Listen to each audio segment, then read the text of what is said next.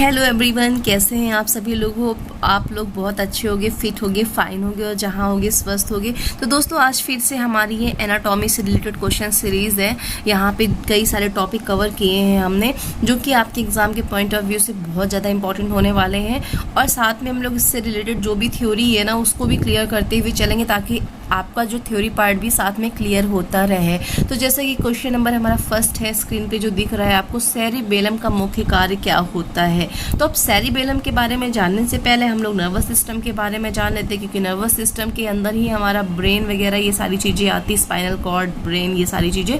तो सबसे पहले नर्वस सिस्टम के बारे में जानते हैं। नर्वस सिस्टम को जैसा कि हम लोग हिंदी में तंत्रिका तंत्र बोलते हैं, ठीक है। तंत्रिका तंत्र जो होता है मानव शरीर का यह वो तंत्र माना जाता है जो कि सभी जो हमारे तंत्र होते हैं उनका जो आपसी जो कोऑर्डिनेशन होता है वो बनाए रखने में ये हेल्प करता है। और हमारी जो बहुत सारी एक्टिविटी, रिएक्शन बोल सकते हो, जो प्रतिक्रियाएं होती हैं उनको कंट्रोल करता है, उनको नियंत्रण रखने में ये हमारी मदद करता है। और एक तरह से ट्रांसमिशन का भी कार्य करता है। अब सिंपल जो बात करते हैं, इंपॉर्टेंट पॉइंट की बात करेंगे, पॉइंट टू पॉइंट इंपॉर्टेंट बात करेंगे। बहुत ज़्यादा हिस्ट्री ज्योग्राफी आपको नहीं बता रही हूँ, एक कॉपी पेन करके नोट करना, क्योंकि जितना भी बताऊंगी वो आपके एग्जाम के पॉइंट ऑफ व्यू से बहुत ही ज़्यादा इंपॉर्टेंट होने वाला है। तो फर्स्ट जो नर्वस सिस्टम है आप नोट करो, रिसेप्टर्स एंड इफेक्टर्स। अब जो रिसेप्टर्स क्या होता है, हमारे सेंस ऑर्गन्स जो होते हैं, जैसे आईज, ईयर, नोज, टंग, स्किन, ये हमारे क्या होते हैं, रिसेप्टर्स होते हैं, ध्यान से सुनना। और इफेक्टर्स क्या होते हैं, जो हमारी मसल्स होती है, मीन्स ऑल बॉडी पार्ट्स जो होते हैं स्टिमुलस का रिस्पॉन्स देते हैं। जैसे इसके अंदर हमारा क्या क्या आता है कि हमारी जो आ जाती हैं सेल आ जाता है, हमारा ग्लैंड आ जाता है, मसल्स आ जाते हैं, ये सारी चीज़ें हमारी किस में आ जाती हैं, इफेक्टर्स में। मीन्स कह सकते हो effectors a muscle, gland, cell etc capable of responding to a stimulus to a nerve impulse. Means इसके अंतर्गत वे सारे बॉडी पार्ट्स आते हैं जो हमारे स्टिमुलस का जवाब देते हैं, ठीक है। और इफेक्ट रिसेप्टर्स क्या होते हैं, ये इनके अंतर्गत हमारी जो इंद्रियां होती है ना, सेंस जो ऑर्गन होती है, इंद्रियां जो होती हैं वो सारी आती हैं। जैसे कि हम लोगों को फील करना, टेस्ट लेना, स्मेल लेना, ये सारी चीज़ें हमारी क्या होती है, रिसेप्टर्स होती हैं। ओके, अब हम लोग जो नर्वस सिस्टम है इसका अध्ययन किसके अंतर्गत करते हैं, जैसे कि हम लोग मायोलॉजी के अंतर्गत हम लोग मांसपेशियों का करते हैं, ऑस्टियोलॉजी के अंदर हम लोग अस्थियों का करते हैं, अर्थोलॉजी में हम लोग जोड़ों का करते हैं। तो हम लोग न्यूरोलॉजी में नर्वस जो सिस्टम है उसका अध्ययन करते हैं। किसकी स्टडी करते हैं, न्यूरोलॉजी में। मीन्स न्यूरोलॉजी जो होता है ऐसा साइंस होता है जिसमें हम लोग तंत्रिका तंत्र की संरचना, उससे संबंधित जो भी डिजीज़ है, इन सब की स्टडी करते हैं। ओके, नर्वस सिस्टम को दोस्तों हम लोग 2 टाइप में डिवाइड कर सकते हैं। सेंट्रल नर्वस सिस्टम जिसको हम लोग CNS बोलते हैं, दूसरा हमारा है पेरिफेरल नर्वस सिस्टम जिसको हम लोग PNS बोलते हैं। क्या बोलते हैं, CNS और PNS। अब जो PNS होता है इसको हम लोग 2 टाइप में डिवाइड करते हैं। किसको, CNS और PNS होता है, ठीक है। पहला तो नर्वस सिस्टम को हमने 2 टाइप में डिवाइड किया, हमारा CNS हो गया, दूसरा PNS हो गया। अब PNS को भी हमने 2 टाइप में डिवाइड कर दिया। पहले को बोल दिया हमने सोमैटिक नर्वस सिस्टम और दूसरे को बोल दिया ऑटोनोमिक नर्वस सिस्टम, ठीक है। अब एक नोट बना के लिख लेना दोस्तों, नोट डाल के, कि जहाँ पे हमारी नर्वस सिस्टम प्लस हमारी एंडोक्राइन जो सिस्टम होता है दोनों मिलकर जहाँ पर काम करते हैं तो उसे हम लोग क्या कहते हैं, इंटीग्रेटिंग सिस्टम कहते हैं। क्या कहते हैं, इंटीग्रेटिंग सिस्टम कहते हैं। और फुल फॉर्म भी याद रखना, CNS का full form central nervous system होता है, PNS का हमारा क्या होता है, पेरिफेरल नर्वस सिस्टम होता है, ठीक है। ये हमारा CNS PNS हो गया। PNS को 2 टाइप में डिवाइड किया, और सोमैटिक नर्वस सिस्टम और ऑटोनोमिक नर्वस सिस्टम। अब हम लोग बात करते हैं सेंट्रल नर्वस सिस्टम, मीन्स जिसको बोलते हैं केंद्रीय नाड़ी तंत्र। तो सेंट्रल नर्वस सिस्टम को दोस्तों हम लोग सेरेब्रो स्पाइनल सिस्टम भी बोलते हैं। क्या, ठीक है, cerebro CEREBRO cerebro spinal system भी बोलते हैं। नोट कर लेना, सेंट्रल नर्वस सिस्टम को सेरेब्रो स्पाइनल सिस्टम कहते हैं, ठीक है। इसके अंदर हमारा ब्रेन आता है, स्पाइनल कॉर्ड्स आती हैं, ठीक है। और रिसेप्टर्स के अंदर आने वाले जो भी हमारे स्टिमुलस होते हैं, जो भी हमारी इम्पल्स होती हैं, इनके बीच जो कोऑर्डिनेशन होता है, इसकी जो हमारी रिएक्शन में रिस्पॉन्स होता है, इन सब से संबंधित हम लोग क्या करते हैं, जो हमारे बॉडी पार्ट्स हैं उनका स्टडी करते हैं। मीन्स जैसे कि हमारी जो मांसपेशी इफेक्टर्स है, और इफेक्टर्स क्या करते हैं, हमारे जो मैसेज देने का काम करती हैं। तो ये सारी चीज़ें चीज़ें हम लोग इनका डिस्कशन मतलब अध्ययन करते हैं बोल सकते हो। तो सिंपली कह सकते हो सेंट्रल नर्वस सिस्टम में हमारी क्या क्या आती है, ब्रेन आता है और स्पाइनल कॉर्ड आता है। इन सबसे मिलकर बना है हमारा क्या, केंद्रीय नाड़ी तंत्र। अब इसको समझने के लिए सबसे पहले हमको ब्रेन के बारे में समझना होगा, व्हाट इज ब्रेन। तो ब्रेन को हम लोग क्या कहते हैं, मस्तिष्क कहते हैं, ठीक है। इसे हम लोग एनसीफेलॉन के नाम से भी जानते हैं। क्या, ब्रेन को एनसीफेलॉन, ENCEPHALON, एनसीफेलॉन के नाम से जानते हैं। और ये कहते हैं कि जो हमारा एनसीफेलॉन होता है ना, ये जो हमारी मस्तिष्क जो होता है, मस्तिष्क जो हमारा ब्रेन होता है, मीन्स मस्तिष्क क्या होता है, एक बड़ा अंग होता है मानव के शरीर में, ठीक है, जिसको हम लोग क्रेनियल बोलते हैं, खोपड़ी बोलते हैं, कपाल बोलते हैं, ठीक है। अब इम्पॉर्टेंट दूसरा जो पॉइंट आता है ब्रेन में हमारा, इसका वेट जो होता है, ब्रेन का जो वेट होता है दोस्तों 1220 से 1220 से 1400 ग्राम, 1400 ग्राम होता है। क्या, ब्रेन का जो वेट होता है, ठीक है। 1220 से 1420 हमारा क्या होता है, ब्रेन का जो वेट होता है, मस्तिष्क का जो वजन होता है वो होता है। और ब्रेन के अंदर लगभग 210 मिलियन न्यूरॉन होते हैं। कितने, 10 मिलियन न्यूरॉन होते हैं। और इन्हीं के आधार पर हमारा जो सेल है जो तंत्रीबद्ध बना हुआ होता है। मस्तिष्क जो हमारा क्रेनियल होता है ना, जो मस्तिष्क है हमारा, कपाल है बोल सकते हो, क्रेनियल भाग में स्थित होता है, ठीक। कहाँ होता है, क्रेनियल भाग में स्थित होता है, ठीक है। तो इम्पॉर्टेंट क्या है, ब्रेन को हम लोग क्या बोलते हैं, एनसीफेलॉन बोलते हैं। इसका वेट कितना होता है, 1200 से 1400 ग्राम होता है। तो अब जो है थोड़ा सा फिगर के थ्रू आप समझो जो भी है इम्पॉर्टेंट है ब्रेन के बारे में, ठीक है। जैसे कि ये हमारा ब्रेन हो गया, ठीक है, फॉर एग्जांपल समझ लेना फिगर से, ब्रेन हो गया। अब जो ब्रेन की ऊपरी परत जो होती है इसको हम लोग क्या बोलते हैं, स्किन बोलते हैं। स्किन बोलते हो कि ब्रेन की ऊपरी परत को हम लोग क्या, स्किन बोलते हैं।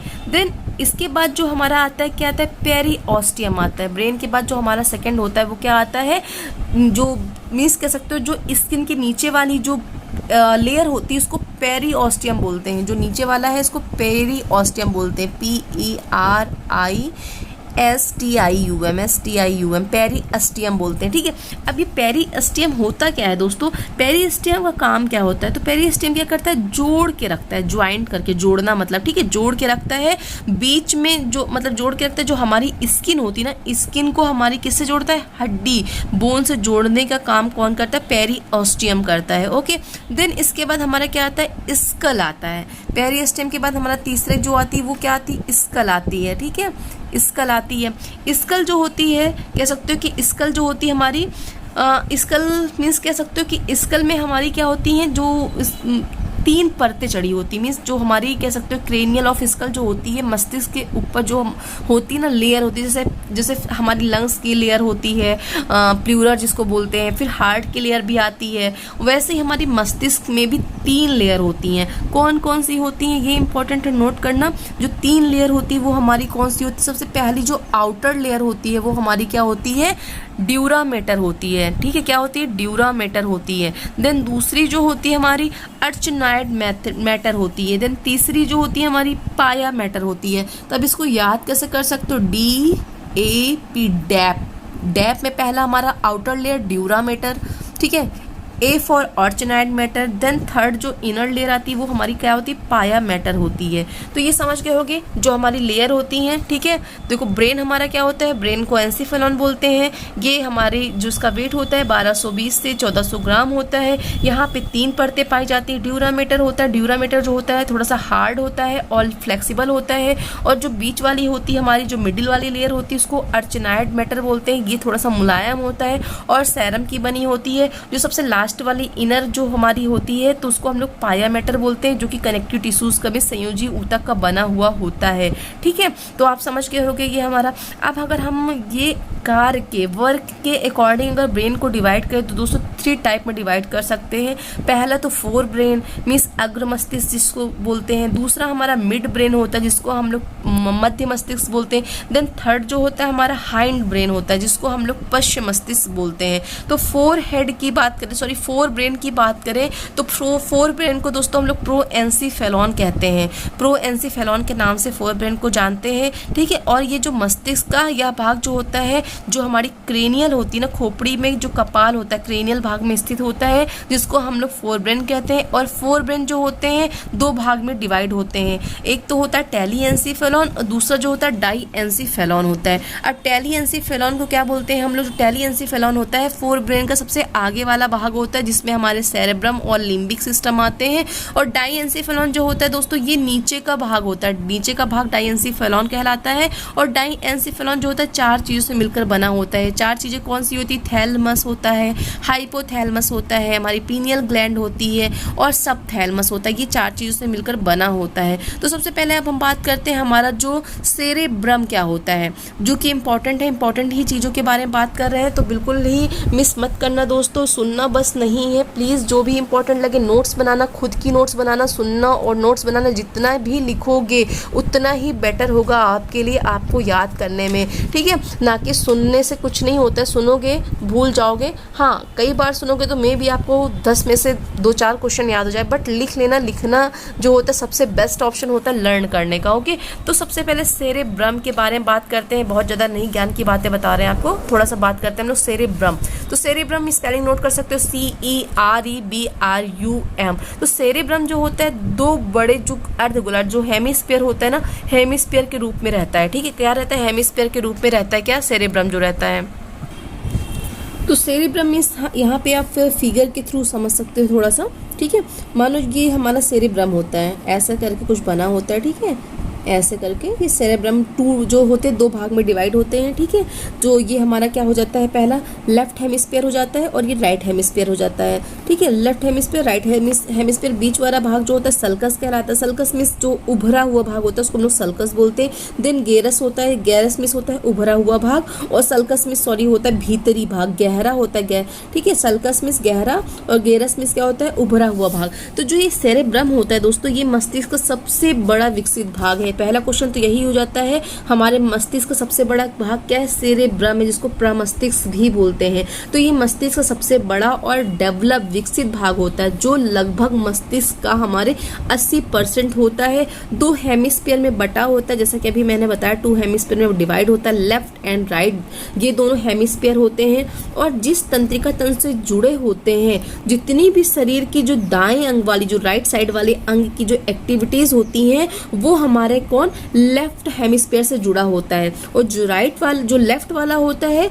उसका राइट से, राइट वाले का लेफ्ट से। मीन्स कहने का तात्पर्य ये है, जो हमारा राइट हेमिस्फीयर होता है, ठीक है, जो राइट, मानिए हम राइट हैंड से लिखते हैं तो उसका कंट्रोल हमारे लेफ्ट वाले हेमिस्फीयर में होगा, और अगर लेफ्टी है तो हमारे राइट हेमिस्फीयर पे इसका क्या होगा? कंट्रोल होगा। या कह सकते हैं कि जो एक्टिविटी है राइट का लेफ्ट, लेफ्ट का राइट से होगा, ठीक है। होप समझ रहे होगे दोस्तों। तो लेफ्ट का राइट की तरफ होता है। जो लेफ्टी होता है तो उसका राइट हेमिस्फीयर कहाँ होता है दोस्तों? जो लेफ्टी होता है उसका राइट हेमिस्फीयर में होता है, ओके। और जो राइटी होता है, राइट हैंड से लिखता है, तो उसका ऑलरेडी लेफ्ट में रहता है। तो दोस्तों जो हमारा कह सकते हो कि जो हमारा सेरेब्रम होता है, सेरेब्रम जो होता है वो क्या होता है? सबसे बड़ा विकसित भाग होता है, ओके। जो सेरेब्रम होता है ये मस्तिष्क का सबसे बड़ा भाग होता है, जैसा कि आपको बताया। और ये जो होता है हमारी जो इंद्रियां होती है ना, इंद्रियां जो है उनको सोचने, कल्पना करने की क्षमता को नियंत्रित करता है। और जो हम देखते हैं, छूते हैं, कल्पना करते हैं, स्वाद लेते हैं, सुनते हैं, इन सभी को सेरेब्रम क्या करता है? कंट्रोल करता है। और प्रत्येक सेरेब्रम में क्या होता है? अर्धगोलार्ध के अंदर वाले भाग को मेडुला कहा जाता है, और उसमें श्वेत द्रव्य मींस व्हाइट मैटर होता है, ठीक है। क्या होता है? व्हाइट मैटर होता है। कहाँ होता है? मेडुला जो होता है वहां पे, उसमें क्या होता है?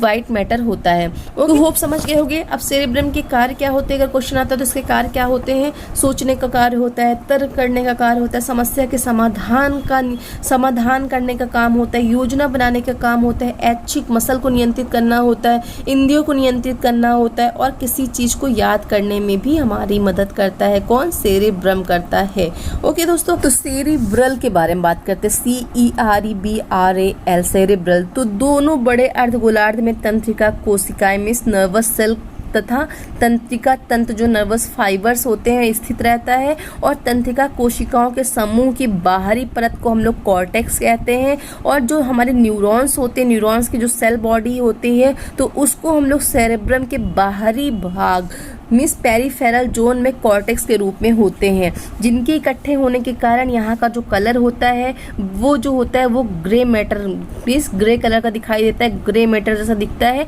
और सेरेब्रल जो होता है, सेरेब्रल कॉर्टेक्स की जो मोटाई होती है 2 से 6 mm होती है, और दाएं व बाएं सेरेब्रल कॉर्टेक्स को कॉर्पस कोलेसम नामक जो एक तंतु होता है उससे जुड़ा होता है। तो सेरेब्रल कॉर्टेक्स जो होता है कई क्षेत्रों में बटा हुआ होता है, जो हमारी जो मोटर संबंधी जो मोटर संबंधी कार्यों के लिए क्या करता है, कुछ सेंसरी कार्यों से संबंधित रहते हैं। व्यक्ति जब क्या करता है, गति से संबंधित जो भी क्रियाएं होती हैं, एक्टिविटी होती है, उसको सेरेब्रल कॉर्टेक्स के विपरीत दिशा में स्थित भाग से संबंधित रहते हैं। जैसे दाएं हाथ से काम करने वाले व्यक्ति की जो गतियां होती है उसका संबंध बाएं कॉर्टेक्स से होता है, ऐसे ही बाएं हाथ वाले का दाएं सेरेब्रल कॉर्टेक्स से होता है। ठीक है, हमने सेरेब्रम और सेरेब्रल के बारे में डिस्कशन किया। मतलब सिंपली कह सकते हो जो ब्रेन होता है हमारा, शरीर का तापमान संतुलन, एंजाइम का स्राव, भूख प्यास, हार्मोन, अंतःस्रावी ग्लैंड जो होती हैं, सबको कंट्रोल में रखता है। ब्रेन को हम लोग सीपीयू भी कह सकते हैं, क्या कहते हैं सीपीयू के। ब्रेन का जो मेन वर्क होता है वो क्या होता है, मेंटल नॉलेज, तर्क शक्ति, निर्णय लेना, ये सारे जो काम होते हैं ब्रेन का होता है। ब्रेन जो होती है डिफरेंट टाइप सेल से मिलकर बनी होती हैं, जिन्हें हम लोग न्यूरॉन कहते हैं। ब्रेन में 1 करोड़ खरब मिस कह सकते हो कि हमारा 1 ट्रिलियन जो होते हैं न्यूरॉन होते हैं। न्यूरोजीलिया एंड न्यूरॉन से मिलकर हमारा ब्रेन बनता है, और हर न्यूरॉन में एक सेल बॉडी, एक्सॉन और डेंड्राइट्स होते हैं। न्यूरोजीलिया एक क्या होता है, कनेक्टिव टिश्यू संयोजी ऊतक होता है। ठीक है, ये ब्रेन के बारे में कुछ इंपॉर्टेंट बातें थी। अब यहाँ पे कुछ और इंपॉर्टेंट चीजें हैं, उनके बारे में जान लेते जो कि एग्जाम के पॉइंट ऑफ व्यू से बहुत ही इंपॉर्टेंट है। तो पहले तो हमने फोर ब्रेन के बारे में बात कर लिया। अब हम लोग जो दूसरा हमारा क्या था, mid brain. Okay, mid brain और हाइंड ब्रेन के बारे में भी जान लेते हैं। फिर हम लोग उसमें जो हाइपोथैलेमस, थैलेमस, इसके बारे में भी पढ़ लेते हैं, क्योंकि ये सारी चीजें इंपॉर्टेंट है हमारे एग्जाम के पर्पज से। तो मिड ब्रेन के बारे में बात करते हैं दोस्तों। मिड ब्रेन मींस कह सकते हो मध्य मस्तिष्क। तो सेरेब्रम के नीचे आधा छिपा हुआ मस्तिष्क का छोटा सा भाग होता है हमारा मध्य मस्तिष्क, जिसे हम लोग कहते हैं मिड ब्रेन। और इसी के नीचे हमारी क्या होती है, पोन्स वेरोलाई होती है। इसकी जो बाहरी सतह होती है वो वाइट होती है। ठीक है, और जिसमें हमारी इंफीरियर कैलकुलाई जो सुनने में मदद करती है, और सुपीरियर कैलकुलाई होती है जो कि हमें देखने में आंखों की जो गति होती है उसको नियंत्रित करने का ये केंद्र होता है। ठीक है, मध्य मस्तिष्क जो होता है हमारी पोन्स वेरोलाई और मेडुला ऑब्लांगेटा से मिलकर हमारे क्या होता है, ब्रेन स्टेम बनता है। जो मस्तिष्क का स्तंभ होता है वो बनता है किससे मिलकर, हमारी पोन्स वेरोलाई होती है, मेडुला ऑब्लांगेटा, इन सब से मिलकर। ओके, अब जो हमारा ब्रेन स्टेम होता क्या है, मस्तिष्क स्तंभ होता क्या है, तो ब्रेन स्टेम जो होती है वो एक तना होता है, सबसे ऊपर का भाग होता है जिसे पोन्स वेरोलाई जो होता है इसके मध्य का भाग होता है, और मेडुला ऑब्लांगेटा जो होता है इसका जो नीचे वाला भाग होता है। ओके, तीसरे की बात करते हैं हम लोग हाइंड ब्रेन की। तो हाइंड ब्रेन को हम लोग रोहेम्बेन्सीफेलॉन बोलते हैं, स्पेलिंग नोट कर सकते हो, RHOMBENCEPHALON,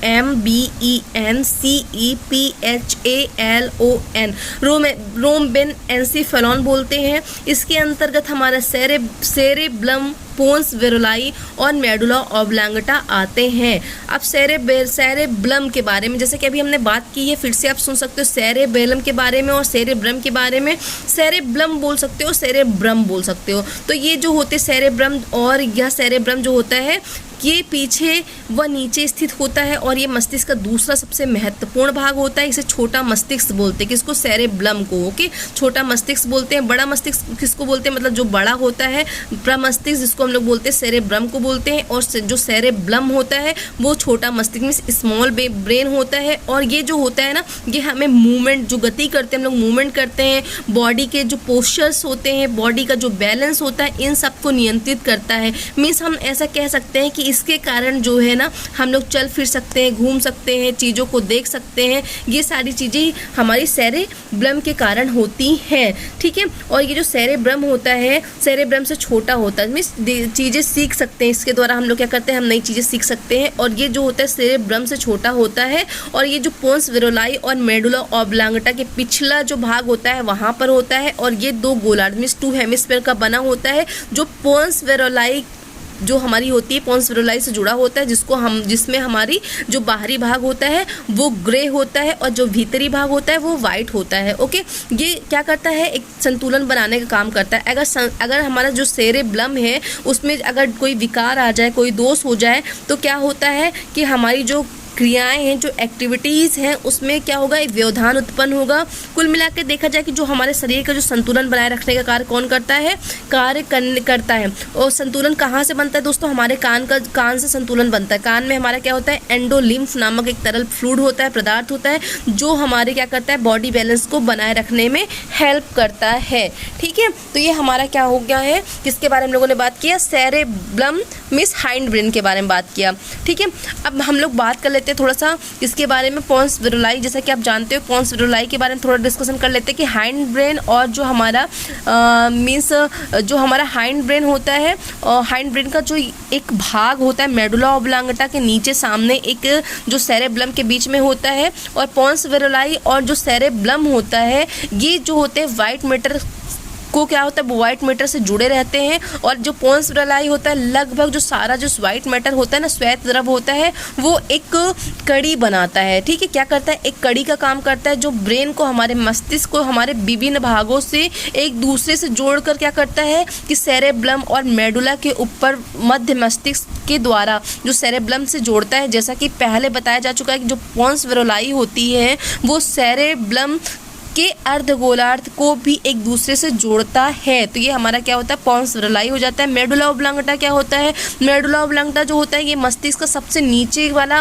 और अंतिम भाग होता है। और ये जो होता है मस्तिष्क का बहुत ही इंपॉर्टेंट अंग होता है दोस्तों। इसके कारण हम लोग क्या करते हैं, ये जो होती है उन जैविक कार्यों में जो वाइटल फंक्शंस होते हैं उनको नियंत्रित करता है, जिन पर हमारी इच्छाओं में कोई फर्क नहीं पड़ता है, उन सारी चीज़ों को ये कंट्रोल करता है। और ये हमारे बॉडी का जो होता है डाइजेशन है, ब्लड सर्कुलेशन है, हार्ट बीट है, और हमारा जो क्या बोलते हैं श्वसन तंत्र है, मीन्स रिस्पायरेशन है, इन सब की क्रिया को क्या करता है, कंट्रोल करने का काम करता है। कौन करता है, याद रखना मेडुला ऑब्लांगटा। ये क्वेश्चन बहुत बार आता है कि हमारी श्वसन क्रिया को कौन नियंत्रित करता है, ठीक है। हार्ट बीट को कौन करता है, पाचन क्रिया को, कि ये सारी चीज़ें हमारी कौन नियंत्रित करता है, कंट्रोल करता है, मेडुला ऑब्लांगटा क्या करता है, नियंत्रित करता है। ओके, और जो हमारी पोन्स वेरोलाई होती है और जो हमारी स्पाइनल कॉर्ड होती है, इनके बीच में क्या होता है, इनके बीच स्थित होता है मेडुला ऑब्लांगटा, ठीक है। और इतना इंपॉर्टेंट है दोस्तों, और इसमें कुछ खास इंपॉर्टेंट नहीं है, ठीक है। मेडुला ऑब्लांगटा, ये सारी चीज़ें हो गई। अब बात एक और टॉपिक के बारे में, डिस्कशन पॉइंट के बारे में कह सकते हैं, डिस्कशन कर लेते हैं, जिसको हम लोग लिम्बिक सिस्टम बोलते हैं। जैसा कि हमारा ये किसके अंतर्गत आता है, जो हमारा 4 ब्रेन होता है ना, उसके 4 ब्रेन के अंदर हमारा लिम्बिक सिस्टम आता है। हम इस 4 ब्रेन को जैसे कि अपने 2 टाइप में डिवाइड किया, टेलिएंसिफेलॉन और डाइएंसिफेलॉन। तो टेलिएंसिफेलॉन के अंदर हमारा लिम्बिक सिस्टम आता है। तो इसके अंतर्गत इसको हम लोग कह सकते हो कि जो लिम्बिक सिस्टम होता है सी हॉर्स की तरह दिखता है। और ये जो होता है टेम्पोरल जो लोब होता है वहाँ पे होता है। यहाँ पे एमाई गडेला जो होता है टेम्पोरल लोब में होता है। और जो लिम्बिक सिस्टम होता है दोस्तों, लिम्बिक सिस्टम को हम लोग कह सकते हैं कि लिम्बिक सिस्टम जो होता है इसको हम लोग इमोशनल ब्रेन भी कहते हैं। इमोशनल ब्रेन, अगर क्वेश्चन था इमोशनल ब्रेन किसको कहते हैं, तो लिम्बिक सिस्टम को इमोशनल ब्रेन कहते हैं। इसके द्वारा हमारे अंदर गुस्सा है, डर है, आनंद है, प्यार है, उत्साह है, उल्लास है, इन सबको नियंत्रित करने का काम हमारा लिम्बिक सिस्टम करता है।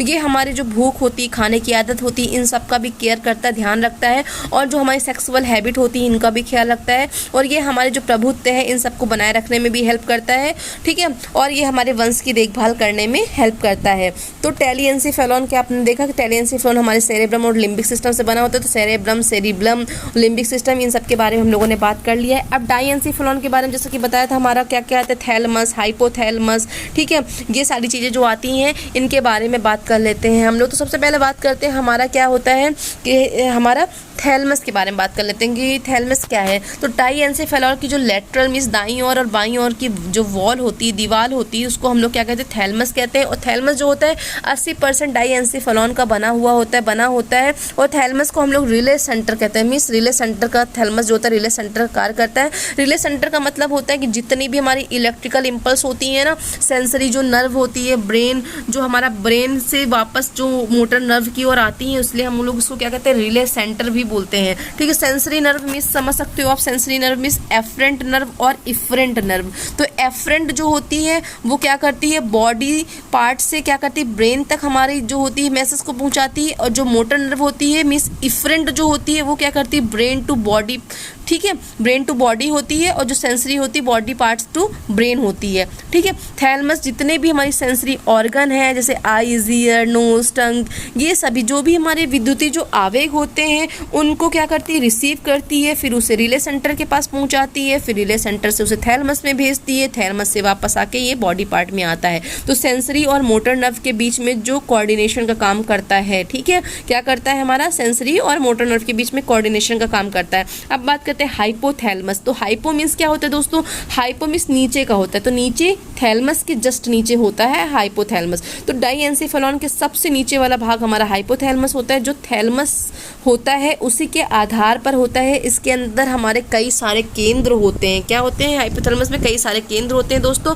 ठीक है, और अगर इसके हाइपोथैलमस के वर्क के बारे में बात करें तो जो हाइपोथैलमस होता है वो क्या करता है, हमारे जो बॉडी टेम्परेचर होता है उसको कंट्रोल करता है, हंगर को, थ्रस्ट जो हमारा विश्वास होता है, ट्रस्ट होता है, इसको कंट्रोल करता है हाइपोथैलमस। और बॉडी में जो होता है वाटर का जो बैलेंस होता है ये बनाने का काम करता है। और प्रसन्नता, प्लेजर, गुस्सा आ रहा हो, सेक्स का जो सेंटीमेंट होता है ना, इन सबको क्या करता है, कंट्रोल करता है। कौन करता है, हाइपोथैलमस करता है।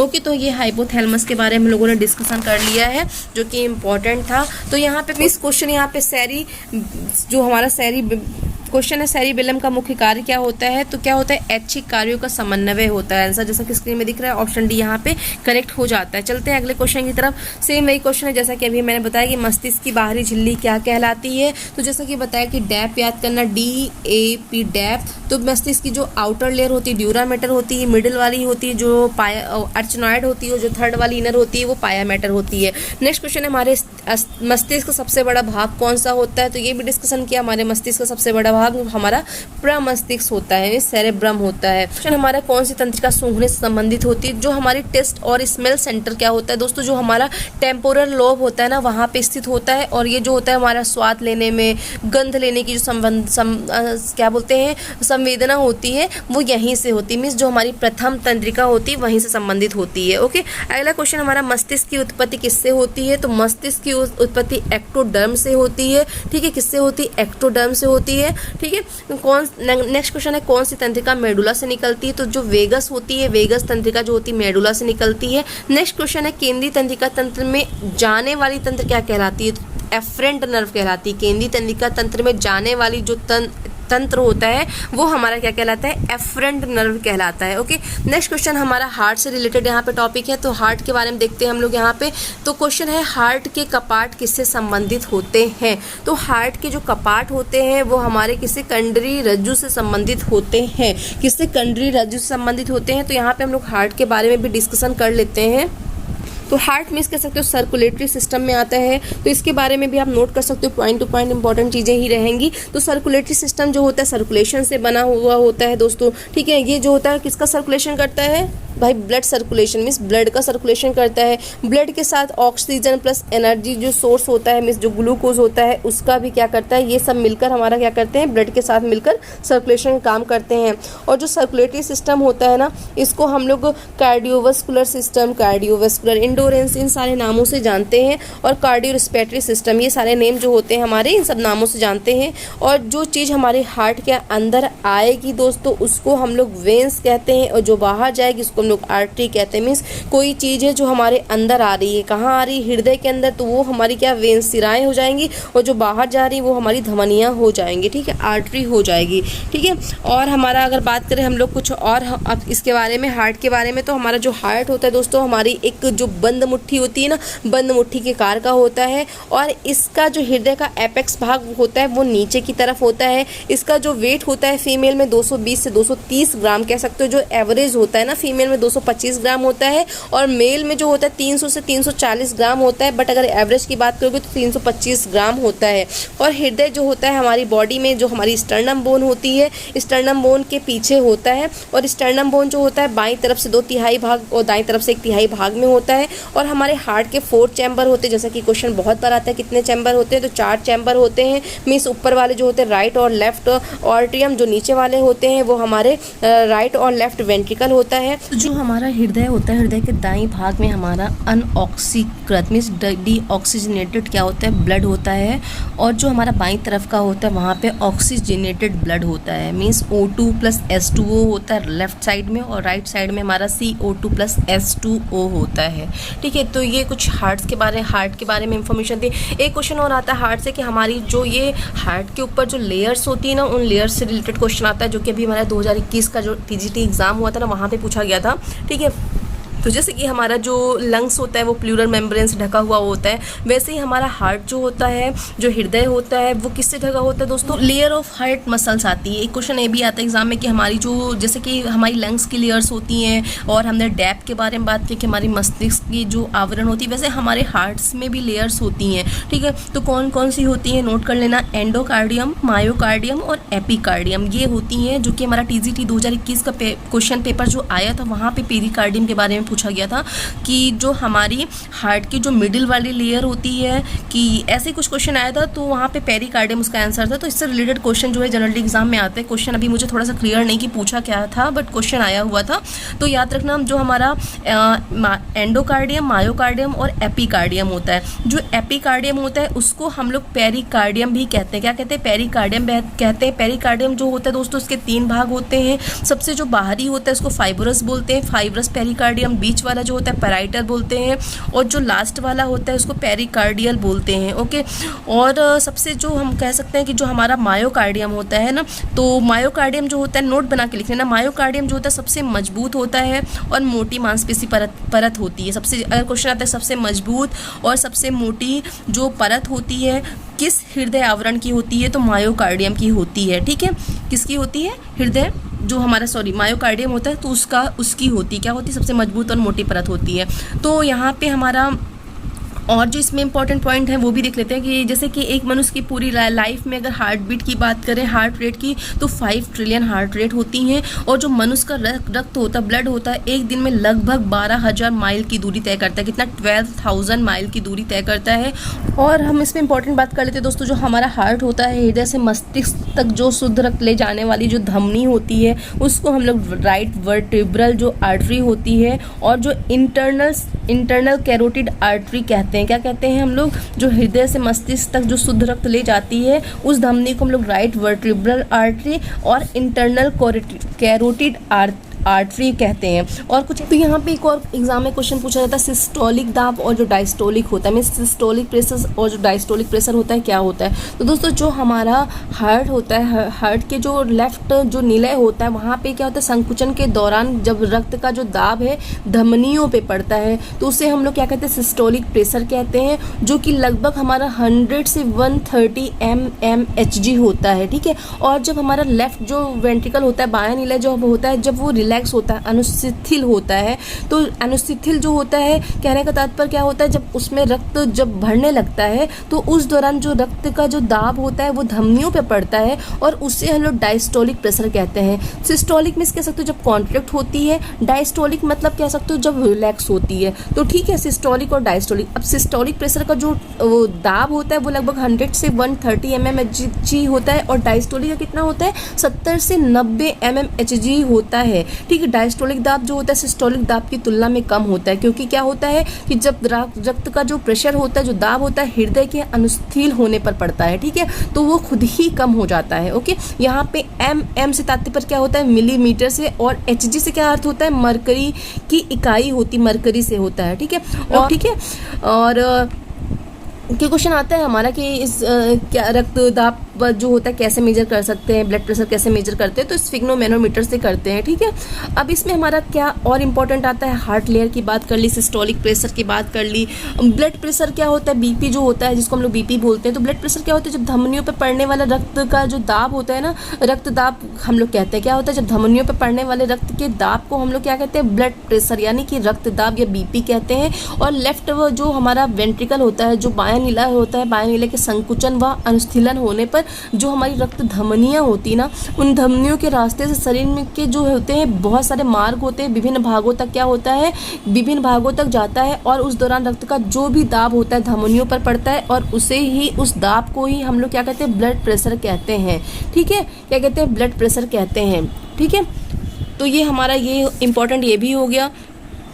अब हार्ट में अगर बात करें तो स्ट्रोक वॉल्यूम के बारे में भी जान लेते हैं। स्ट्रोक वॉल्यूम क्या है, जब हमारा लेफ्ट जो वेंट्रिकल होता है, बाएं नीले से एक पंप में जितना रक्त बाहर आ जा रहा है उसे हम लोग क्या कहते हैं, स्ट्रोक वॉल्यूम कहते हैं, जो कि लगभग कितना होता है, 70 ml होता है, ठीक है। कितना होता है, 70 ml होता है, ठीक है। यानी कि 1 मिनट में 70 को मल्टीप्लाई करो कि 70 से, तो कितना हो जाएगा, 4900 ml मीन्स 5 लीटर हो जाएगा, ठीक है।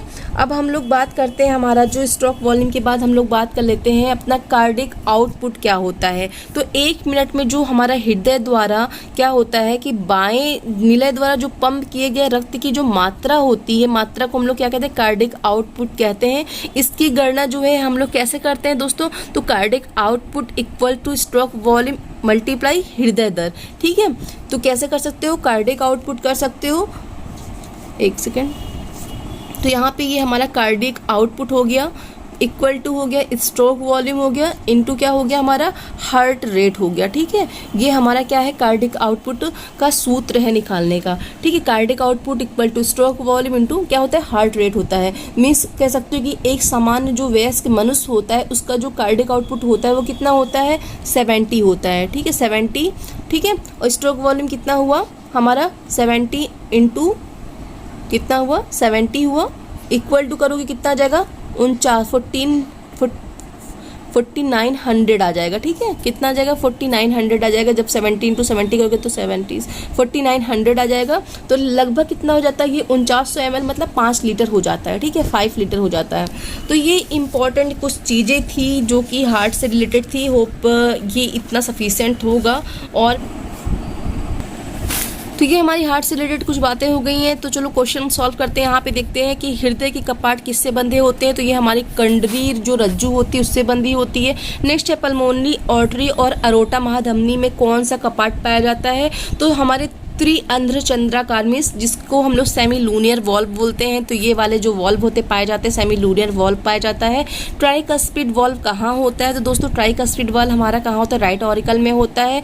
और बाइकस्पिड वॉल्व कहाँ होता है, बाइकस्पिड वॉल्व जो होता है वो हमारे लेफ्ट ऑरिकल में होता है। Try means right side, by means by तरफ, ओके।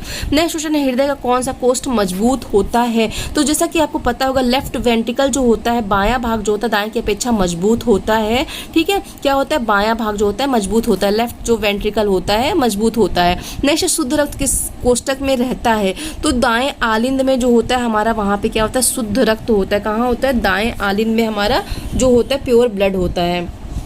नेक्स्ट क्वेश्चन है हमारा कि हमारा शुद्ध रक्त किस कोष्ठक में बहता है, तो बाएं जो आलिंद होता है, बाएं आलिंद तथा बाएं निलय में हमारा शुद्ध रक्त का कोष्ठक क्या होता है, बहता है। नेक्स्ट क्वेश्चन, हृदय किस मांसपेशी का बना होता है, तो हृदय जो होता है हमारा कार्डियक मसल का बना होता है। नेक्स्ट क्वेश्चन है, धमनियों में कौन सा रक्त बहता है, तो धमनियों में दोस्तों हमारे शुद्ध रक्त बहता है। शिराओं में हमेशा अशुद्ध रक्त बहता है, याद रखना धमनी में शुद्ध और शिराओं में अशुद्ध रक्त बहता है। जैसा कि अगला क्वेश्चन ही दिया है, शिराओं में कैसा रक्त बहता है, अशुद्ध बहता है। है और धमनियों में शुद्ध बहता है। नेक्स्ट क्वेश्चन है हमारा, बाइकस्पिड वाल्व को और किस नाम से जानते हैं? तो बाइकस्पिड वाल्व को हम लोग मिट्रल वाल्व के नाम से जानते हैं। किसके? मिट्रल वाल्व के नाम से जानते हैं। अगला क्वेश्चन है, कपाट किस में पाए जाते हैं? तो कपाट मींस वाल्व जो होते हैं वो हमारे किस में पाए जाते हैं? वेन्स यानी सिराओं में पाए जाते हैं। नेक्स्ट क्वेश्चन है, रक्त वाहिनियों की सबसे महीन संरचना को क्या कहते हैं? तो रक्त वाहिनियों की सबसे महीन संरचना को कैपिलरी कहते हैं।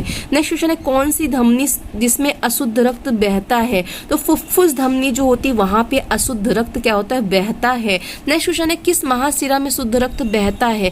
तो कौन सी महाशिरा में शुद्ध रक्त बहता है दोस्तों? तो धमनी में हमारा क्या होता है? शुद्ध रक्त बहता है। शिराओं में ऑलवेज क्या होता है? अशुद्ध रक्त बहता है। बट जो हमारी पाल्मोनरी धमनी होती है, तो पाल्मोनरी धमनी में क्या होता है कि हृदय से जो अशुद्ध रक्त होता है वो फेफड़ों में जाता है, ठीक है।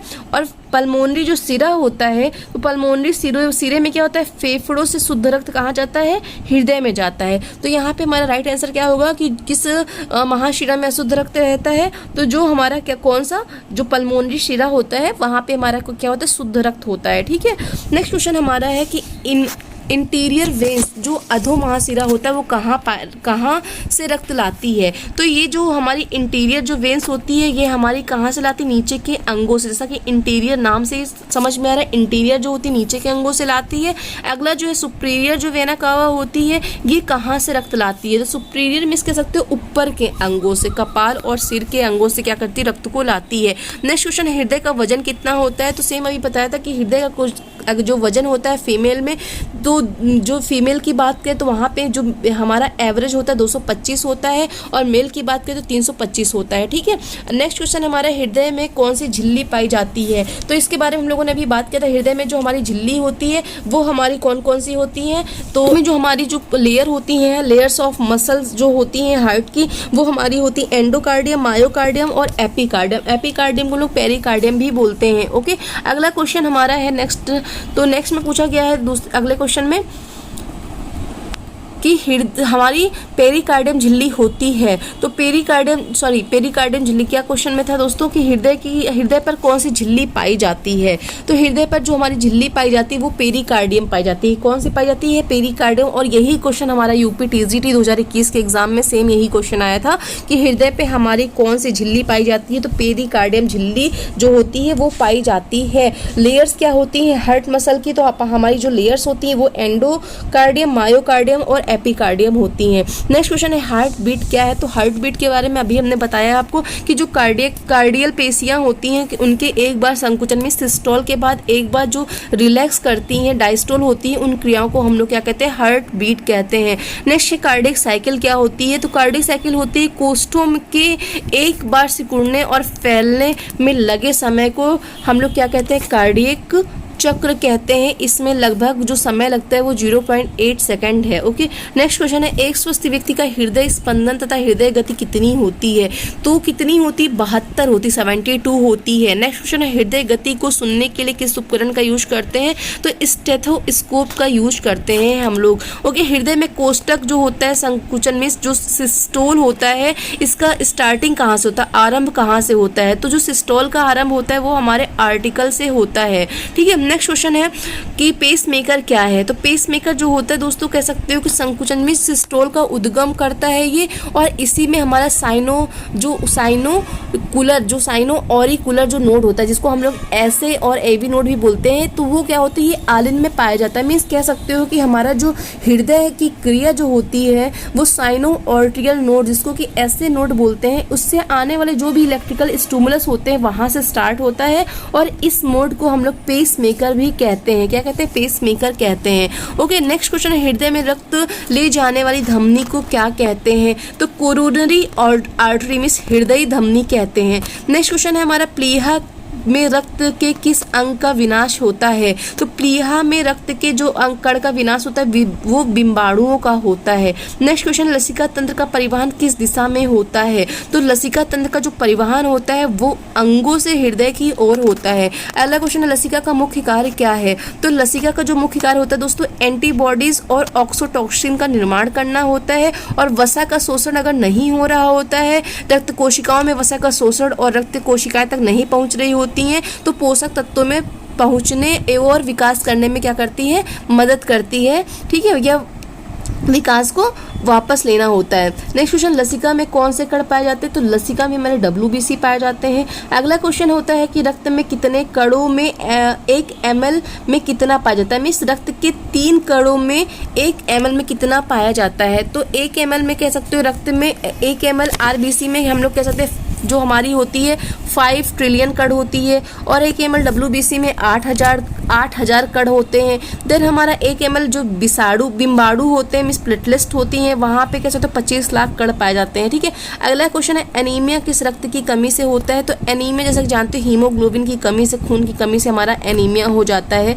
नेक्स्ट क्वेश्चन है रुधिर बैंकों में रक्त को कितने टेम्परेचर पे रखते हैं? जो ताप होता है कितना होता है? तो दोस्तों 40 डिग्री फ़ारेनहाइट होता है, ओके। अगला क्वेश्चन हमारा है कि 1 सेकेंड, एक स्वस्थ व्यक्ति की पल्स कितनी होती है? तो आप सभी जानते हो कि 72 होती है, 72 होती है, 70 से 72 कर सकते हो। नेक्स्ट क्वेश्चन है रक्तचाप को मापने के लिए यंत्र का यूज करते हैं, तो स्फिग्नोमैनोमीटर का यूज करते हैं। नेक्स्ट क्वेश्चन है रक्त वर्ग का आविष्कार किसने किया था? तो जो ब्लड ग्रुप हमारा ब्लड समूह है उसका आविष्कार हमारे कार्ल लैंड-स्टीनर ने किया था। नेक्स्ट क्वेश्चन है किस वर्ग में रक्त को सर्वदाता कहा जाता है? तो O वर्ग को हम लोग क्या कहते हैं? सर्वदाता मीन्स डोनर कहते हैं। और क्वेश्चन हमारा आता है कि O वर्ग का रक्त क्यों सर्वदाता है, ठीक है, किस लिए हम लोग उसको डोनर कहते हैं O पॉजिटिव वाले को? तो दोस्तों इसमें कोई एंटीजन नहीं पाया जाता है, ठीक है, एंटीजन नहीं पाया जाता इसलिए डोनर होता है। नेक्स्ट क्वेश्चन है AB जो सर्वग्राही रक्त किस वर्ग का होता है? तो हम लोग डोनर जो होता है O को बोलते हैं, और जो सर्वग्राही होता है वो हमारा AB होता है। अब AB जो होता है वो रक्त में AB जो वर्ग होता है रक्त में पाया नहीं जाता है। तो AB वाले जो ब्लड ग्रुप वाले होते हैं उनके अंदर एंटीबॉडी नहीं पाई जाती है, और जो O वाले होते हैं उनके अंदर एंटीजन नहीं पाया जाता है, ओके। एक क्वेश्चन है अगला हमारा, एक स्थानांतरण में क्या आवश्यक है? तो रक्त स्थानांतरण में क्या आवश्यक है? तो ये हमारा अगला क्वेश्चन है कि रक्त स्थानांतरण में क्या आवश्यक है? तो दोस्तों एंटीबॉडी क्या है? भिन्न नहीं होनी चाहिए, डिफरेंट नहीं होना चाहिए एंटीबॉडी को, ओके। नेक्स्ट क्वेश्चन है RH फैक्टर क्या होता है? तो ये क्वेश्चन भी इंपॉर्टेंट है। RH फैक्टर क्या होता है? रक्त वर्ग के अतिरिक्त RH फैक्टर भी मुख्य होते हैं। ये 2 प्रकार का होता है, ठीक है। पहला होता है हमारा जो 2 प्रकार का होता है, 85% जो मनुष्य होते हैं उनमें RH पॉजिटिव फैक्टर होता है, और 10 से 15% जो मनुष्य होते हैं उनमें RH निगेटिव फैक्टर होता है। RH पॉजिटिव वाले व्यक्ति को हम लोग RH निगेटिव देना क्या होता है? निषेध होता है, उनको हम लोग नहीं दे सकते हैं, ओके। नेक्स्ट क्वेश्चन है यदि RH पॉजिटिव फैक्टर वाले व्यक्ति को RH निगेटिव वाले व्यक्ति का रक्त दे दे तो क्या होगा? रक्त कोशिकाएं हेमोलाइज्ड हो जाती हैं दोस्तों, अगर हम लोग पॉजिटिव वाले को निगेटिव वाले का ब्लड दे देते हैं तो, ठीक है। नेक्स्ट क्वेश्चन है एंटीटॉक्सिन जो होता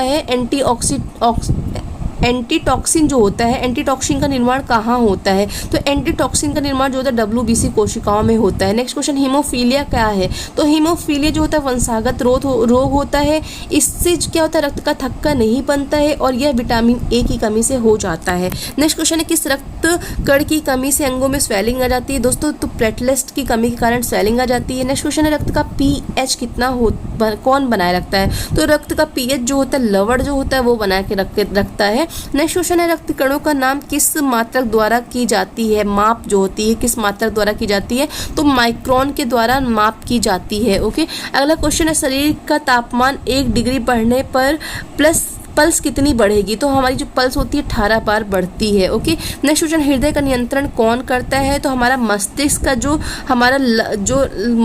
मस्तिष्क की लंब मज्जा होती है वो क्या करता है? नियंत्रण करता है। किसका करता है? हृदय का नियंत्रण करता है, ओके।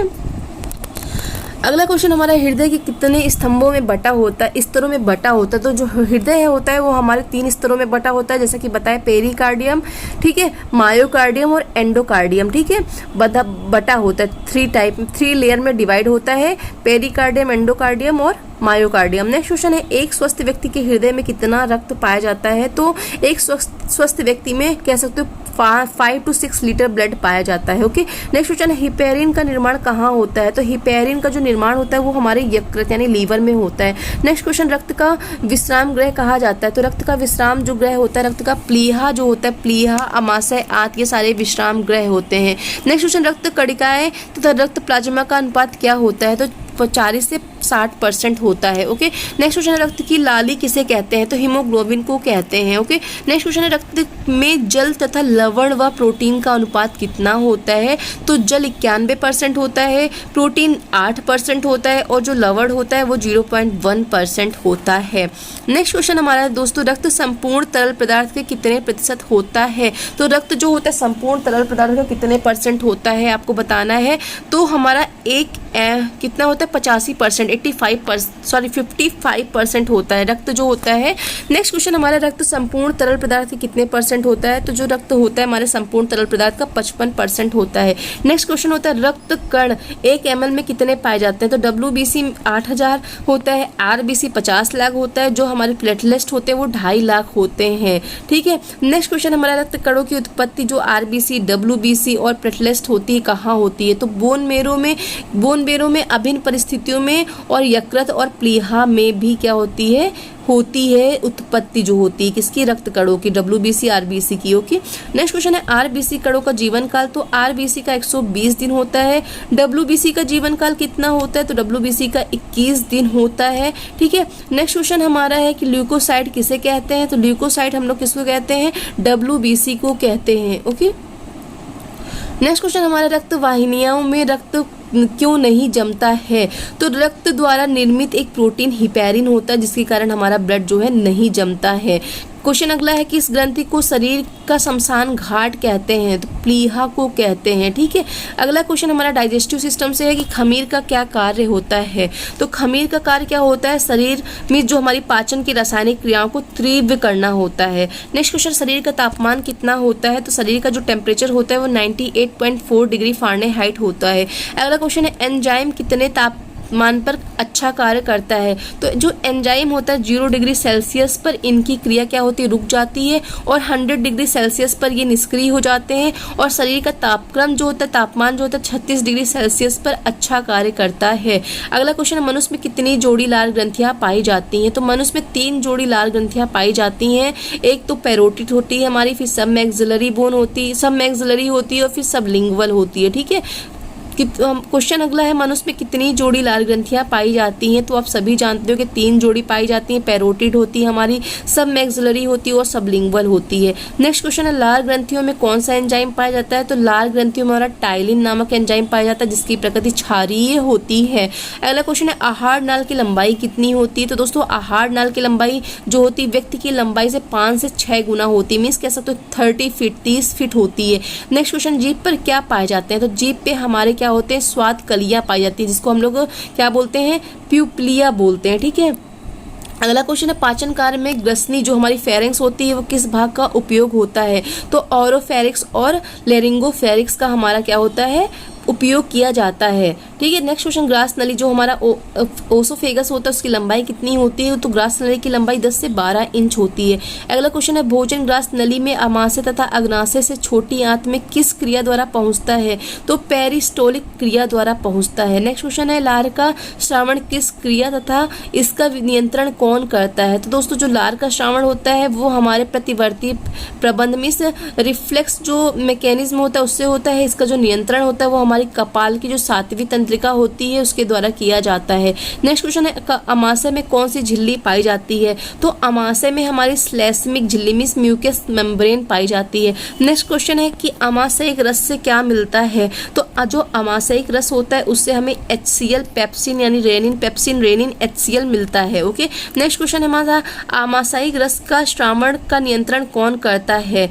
तो अमाशयी जो रस होता है मीन्स अंतःश्रावी गैस्ट्रीन द्वारा जो हमारा होता है क्या करता है कि वो नियंत्रण करता है। ठीक है, नेक्स्ट क्वेश्चन है अमाशय में पाचन का माध्यम कैसा होता है? तो अमाशय में जो पाचन का माध्यम होता है वो अम्लीय होता है। नेक्स्ट क्वेश्चन है अमाशयी रस जो गैस्ट्रिक जूस का श्रावण किसके द्वारा होता है? तो गैस्ट्रिक ग्लैंड के द्वारा होता है। नेक्स्ट क्वेश्चन है HCl का कार्य क्या होता है? तो HCl का कार्य क्या होता है? भोजन को अम्लीय बनाना और जीवाणुओं को नष्ट करना होता है। नेक्स्ट क्वेश्चन है रेनिन का मुख्य कार्य क्या होता है? तो रेनिन का मुख्य कार्य होता है दूध को फाड़कर केशिन में बनाना। केसिन बनाता है। ओके, नेक्स्ट क्वेश्चन है पेप्सिन का क्या कार्य होता है? तो पेप्सिन का जो कार्य होता है वो होता है HCl की सहायता से प्रोटीन के बड़े कणों को छोटे कणों में विभाजन करना होता है, प्रोटीन को पेप्टोन में करता है। ओके, नेक्स्ट क्वेश्चन है कि छोटी आंत की लंबाई कितनी होती है? तो छोटी आंत की लंबाई जो होती है 22 फीट होती है। नेक्स्ट क्वेश्चन है छोटी आंत के कितने भाग होते हैं? तो छोटी आंत के 3 भाग होते हैं, जैसा कि मैंने बताया था DJI याद करना, मीन्स हमारा जो होता है डेडुनम, जेजुनम और इलियम होता है। ओके, नेक्स्ट क्वेश्चन हमारा विलाई किसकी बनी होती है, कहाँ पाई जाती है? तो जो विलाई होती है वो म्यूकस मेम्ब्रेन और रक्त कोशिकाओं की बनी होती है और ये जो होता है आंत में पाई जाती है। नेक्स्ट क्वेश्चन है क्लोम रस और पित्त रस किस माध्यम द्वारा ग्रहणी जो ड्यूडेनम होती है उसको दिया जाता है? तो ये बाइल डक्ट के द्वारा दिया जाता है। नेक्स्ट क्वेश्चन है आंत में अवशोषण का कार्य कौन करता है? तो विलाई जो होती है ये आंत में अवशोषण का कार्य करती है। ठीक है, नेक्स्ट क्वेश्चन है ग्रहणी में कैसा पाचन होता है? तो जो ग्रहणी होती है, ग्रहणी में भोजन में प्रोक्रियोटिक और पित्तरस को अच्छी तरह से मिलाया जाता है और यह माध्यम क्षारीय होता है। नेक्स्ट क्लोम रस जो होता है, क्लोम रस जो होता है तो उसमें कौन कौन से एंजाइम पाए जाते हैं? तो हमारे जो क्लोम रस होता है वहाँ पे एम्यूलोसिन मिस स्टार्च को मॉल्टेज में परिवर्तित करता है, ट्रिप्सिनोजन जो प्रोटीन को अमीनो एसिड में करता है, लाइपेज जो होता है जो वसा को फैटी एसिड में परिवर्तित करता है। नेक्स्ट क्वेश्चन है छोटी आंत के किस भाग में अवशोषण का मुख्य कार्य ज़्यादा होता है? तो इलियम में होता है। नेक्स्ट क्वेश्चन है शरीर के लिए कितने अम्ल आवश्यक होते हैं? तो 10 होते हैं। ओके, नेक्स्ट क्वेश्चन है ट्रिप्सिन और पेप्सिन में अंतर क्या होता है? तो पेप्सिन अमाशय से निकलता है, इसका माध्यम जो होता है अम्लीय होता है,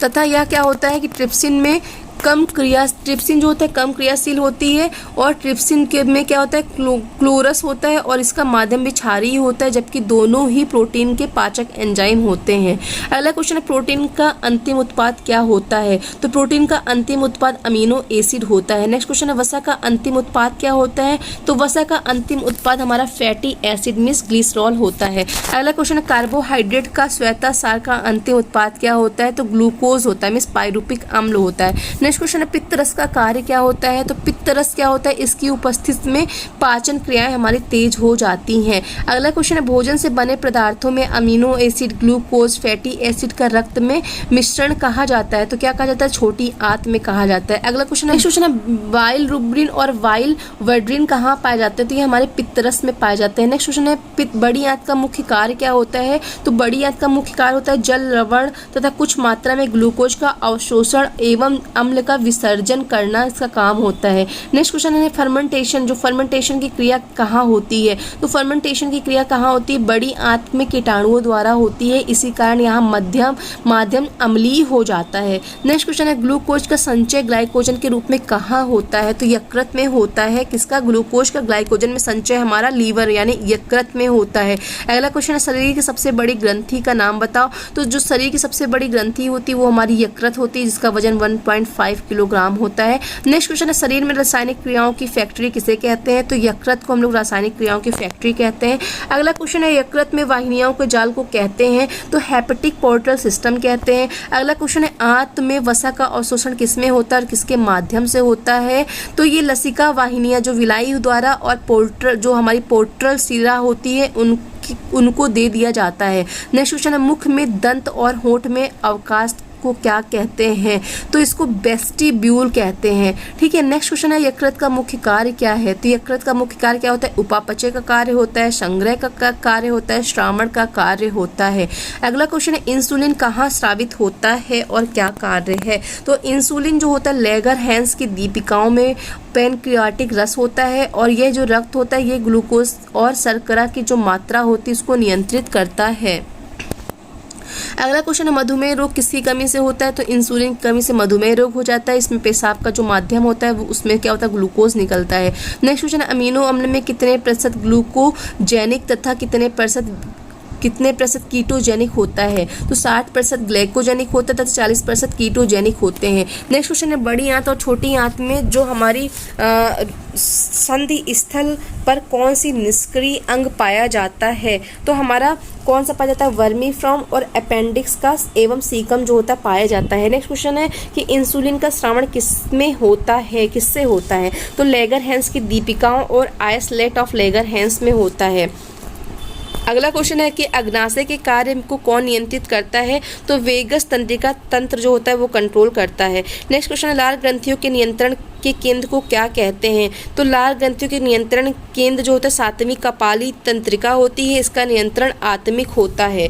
नेक्स्ट क्वेश्चन है बड़ी आंत की लंबाई कितनी होती है? तो बड़ी आंत की लंबाई 1.5 मीटर मीन्स 1.5 मीटर होती है। अगला क्वेश्चन है अमाशय में भोजन के कीटाणुओं को कौन नष्ट करता है? तो HCl जो होता है ये नष्ट करता है। अगला क्वेश्चन अमीनो अम्ल का अवशोषण किसके द्वारा होता है? तो अमीनो अम्ल का अवशोषण विलाई और स्वर रक्त कोशिकाओं द्वारा होता है। मलाशय और रक्त कोशिकाएं तथा जो हमारी लैक्टियल्स और विलाई और लैक्टियल्स के द्वारा होता है। नेक्स्ट क्वेश्चन है दुग्ध प्रोटीन को केसीन में कौन बदलता है? तो रेनिन जो होता है वो दूध के प्रोटीन को केसीन में बदलता है। अगला क्वेश्चन है मानव शरीर में अनिवार्य अमीनो अम्ल की संख्या कितनी होती है? तो मानव शरीर में अनिवार्य अमीनो अम्ल की संख्या कितनी होती बताना है? तो 10 होती है। नेक्स्ट क्वेश्चन टाइलिन एंजाइम अमाशय में पाचन क्रिया नहीं करता है क्योंकि HCl इसे निष्क्रिय कर देता है। नेक्स्ट क्वेश्चन हमारा टाइलिन एंजाइम अमाशय में पाचन क्रिया नहीं करता है क्योंकि HCl इसे निष्क्रिय कर देता है। अगला क्वेश्चन है अमाशय में बैक्टीरिया को नष्ट करता है। तो अमाशय में बैक्टीरिया को हमारा HCl जो होता है वो नष्ट कर देता है। अगला क्वेश्चन है आवश्यक ऊर्जा से अधिक भोजन खाने पर पोषक पदार्थ किस रूप में संचित होता है? तो वसा के रूप में हमारा क्या होता है? संचित हो जाता है। ठीक है, अधिक भोजन करने पर तो वसा के रूप में स्टोर होता है। कार्बोहाइड्रेट का पाचन होता है। तो कार्बोहाइड्रेट का पाचन जो होता है माइलोप्सिन में होता है। नेक्स्ट क्वेश्चन है रक्त का थक्का जमने के लिए कौन सा विटामिन आवश्यक होता है? तो रक्त का थक्का जमने के लिए दोस्तों विटामिन के क्या होता है? आवश्यक होता है। नेक्स्ट क्वेश्चन हमारा है कि हमारा यकृत किस एंजाइम का उत्पादन करता है? तो यकृत हमारे किसी भी एंजाइम का उत्पादन नहीं करता है। अगला क्वेश्चन है विटामिन होते हैं तो आवश्यक यौगिक जिनका शरीर में संश्लेषण नहीं होता है। नेक्स्ट क्वेश्चन पेप्सिन होता है। तो पेप्सिन क्या होता है? एंजाइम होता है। नेक्स्ट क्वेश्चन है कौन अणु प्रोटीन अणुओं की इकाई होते हैं? तो अमीनो अम्ल जो होते हैं ये अणुओं की इकाई होते हैं। नेक्स्ट क्वेश्चन किसी व्यक्ति द्वारा भोजन ग्रहण करने की क्रिया क्या कहलाती है? तो इंजेशन कहलाती है। नेक्स्ट क्वेश्चन है पित्त का निर्माण कहाँ होता है? तो यकृत में होता है। अगला क्वेश्चन है जीव विज्ञान के अनुसार कौन सा विवाह संबंध गलत होता है? तो RH पॉजिटिव पुरुष और RH निगेटिव स्त्री जो होती है ये विवाह संबंध गलत हो जाता है। नेक्स्ट क्वेश्चन है कौन कार्बोहाइड्रेट मोनोसेक्राइड्स होते हैं? तो ग्लूकोज होता है। नेक्स्ट क्वेश्चन है लाल ग्रंथियों की संख्या होती है। तो लाल ग्रंथियों की संख्या 6 होती है मीन्स 3 जोड़ी होती है। नेक्स्ट क्वेश्चन है कार्बोहाइड्रेट का मेटाबॉलिज्म किसके द्वारा नियंत्रित होता है? तो इंसुलिन के द्वारा होता है। अगला क्वेश्चन है भूखा व्यक्ति शरीर के किस भंडार का सबसे पहले उपयोग करता है? तो ग्लूकोज का करता है। अगला क्वेश्चन है उपापचयिक प्रक्रिया को उत्प्रेरित करने वाले पदार्थ का नाम है एंजाइम। कोशिका के उपापचय का प्रमुख अखाड़ा है तो क्या है? कोशा द्रव्य होता है। ठीक है, नेक्स्ट क्वेश्चन है जीव द्रव्य का मुद्रा दलाल या ऊर्जा संचय करने वाला अणु है तो ATP होता है। तो ये क्वेश्चन थोड़ा सा लैंग्वेज टफ है तो मीन्स कहने का तात्पर्य ATP क्या होता है? इंस्टेंट एनर्जी स्रोत होता है। तो जो ऊर्जा तंत्र का जो स्रोत होता है वो क्या होता है? ATP होता है। अगला टाइप जो हमारा आता है उत्सर्जी संस्थान आते हैं तो उससे रिलेटेड भी कुछ क्वेश्चन कर लेते हैं, उसके बाद नेक्स्ट वीडियो में करेंगे दोस्तों। तो उत्सर्जी संस्थान मीन्स एक्सक्रीटरी जो सिस्टम होता है तो वो क्या होता है दोस्तों? उत्सर्जी संस्थान का मुख्य अंग कौन सा होता है? हमारा किडनी होता है। और मानव शरीर का मुख्य उत्सर्जी पदार्थ क्या होता है? हमारा यूरिया कहलाता है। अगला क्वेश्चन है वृक्क के चारों ओर कौन सी झिल्ली पाई जाती है? तो जो वृक्क हमारा वृक्क मीन्स किडनी होती है तो वहाँ पे पेरिटोरियम जो झिल्ली पाई जाती है, कौन सी? पेरिटोरियम पाई जाती है। नेक्स्ट है किडनी की संख्या कितनी होती है? तो किडनी की संख्या कितनी होती है उसमें अंतर कितना होता है ये बताना है आपको। तो किडनी की संख्या 2 होती है, दाईं किडनी और बाईं किडनी। जो हमारी दाईं किडनी और बाईं किडनी होती है, बाईं किडनी क्या होती है? बाईं किडनी से थोड़ा नीचे हमारी छोटी व मोटी होती है। ठीक है, नेक्स्ट है किडनी के मुंह के हिस्से को क्या कहते हैं? तो हाइलम कहते हैं। किडनी के मुंह के हिस्से को हाइलम कहते हैं। किडनी का आकार कितना होता है? तो लंबाई 10 से 13 सेंटीमीटर होती है, चौड़ाई 6 सेंटीमीटर होती है, मोटाई 4 सेंटीमीटर होती है और वजन 140 ग्राम होता है। नेक्स्ट क्वेश्चन है किडनी में रक्त कौन धमनी लाती है? तो हमारी रीनल धमनी लाती है। कौन सी? रीनल धमनी जो होती है वो लेके आती है। अगला क्वेश्चन किडनी में रक्त को कौन सी सिरा ले जाती है? तो हमारी जो रीनल सिरा होती है ना वही ले जाती है। नेक्स्ट क्वेश्चन है रीनल धमनी और किस बड़े भाग से निकलती है? तो एब्डोमिनल महाधमनी से निकलती है। ओके, अगला क्वेश्चन है किडनी का आकार कैसा होता है? तो सेम के बीच के आकार जैसा किडनी का आकार होता है। नेक्स्ट क्वेश्चन है प्रत्येक किडनी की संरचना कितने नेफ्रॉन की बनी होती है? तो 10 लाख नेफ्रॉन की बनी होती है। नेक्स्ट क्वेश्चन है गुर्दा या वृक्क या किडनी को कितने भाग होते हैं? तो 2 भाग होते हैं, कॉर्टेक्स और मेडुला होता है। नेक्स्ट क्वेश्चन है कि हमारा मेपिगियन कोश कहाँ पाया जाता है, तो ये हमारे कॉर्टेक्स में पाया जाता है। नेक्स्ट है मीनार मिस, जो हमारा पिरामिड क्या होता है, तो वृक्क नलिका या जो मेपिगियन कोश होता है कॉर्टेक्स से घिरा होता है और जो शंकु के आकार का दिखता है, इससे हम लोग मीनार या पिरामिड कहते हैं। नेक्स्ट क्वेश्चन है मनुष्य में वक्र के मीनारों की संख्या कितनी होती है, तो 10 से 12 होती है। अगला क्वेश्चन है प्रत्येक वक्र नलिका का आरंभ मेपिगियन कोश से होता है, इसके मेपिगियन कोश के कितने भाग होते हैं, तो 2 भाग होते हैं। एक तो होता है बोमन संपुट होता है, मींस बोमन कैप्सूल होता है। दूसरा जो होता है ग्लोमेरुलस होता है। अब ग्लोमेरुलस द्वारा क्षनित रक्त कैसा होता है, तो जो ग्लोमेरुलस द्वारा जो ब्लड जो फिल्टर होता है वो क्या करता है कि वो रक्त कैसा होता है, वसा और प्रोटीन रहित रक्त होता है। ठीक है। नेक्स्ट क्वेश्चन है मूत्र का माध्यम कैसा होता है, तो ये हल्का अम्लीय होता है जिसका pH 6 होता है। नेक्स्ट क्वेश्चन है मूत्र का निर्माण वृक्क नलिकाओं से कितनी क्रियाओं द्वारा होता है, तो 3 क्रियाओं द्वारा होता है। कौन सा होता है, अल्ट्रा फिल्ट्रेशन होता है हमारा, दूसरा जो होता है हमारा वो होता है सिलेक्टिव एब्जॉर्बेशन होता है, देन हमारा थर्ड जो होता है सिक्रिएशन होता है। तो आज ये क्वेश्चन सीरीज हम लोग यहीं पे कंप्लीट करते हैं दोस्तों, और अगले जो पार्ट होगा वहाँ पे किडनी के बारे में हम लोग डिस्कशन करेंगे, किडनी से रिलेटेड जो भी आगे की क्वेश्चन है। ठीक है। और किडनी के बारे में थ्योरी पार्ट डिस्कशन करेंगे और जो कुछ क्वेश्चन बचे हुए उनको क्लियर करेंगे। तो यहाँ पे आपके लिए है work hard dream big never give up नहीं करना है, मेहनत करनी है। तो मिलते हैं अगले वीडियो में। अगर आपको आज का वीडियो, आज की क्वेश्चन समझ में आए हो तो प्लीज़ यार लाइक शेयर सब्सक्राइब करके बेल आइकन को प्रेस करके ऑल पर क्लिक कर देना, ताकि आने वाली हर एक नोटिफिकेशन आपको मिल सके। तब तक के लिए आप सभी को नमस्कार, आपका दिन शुभ हो।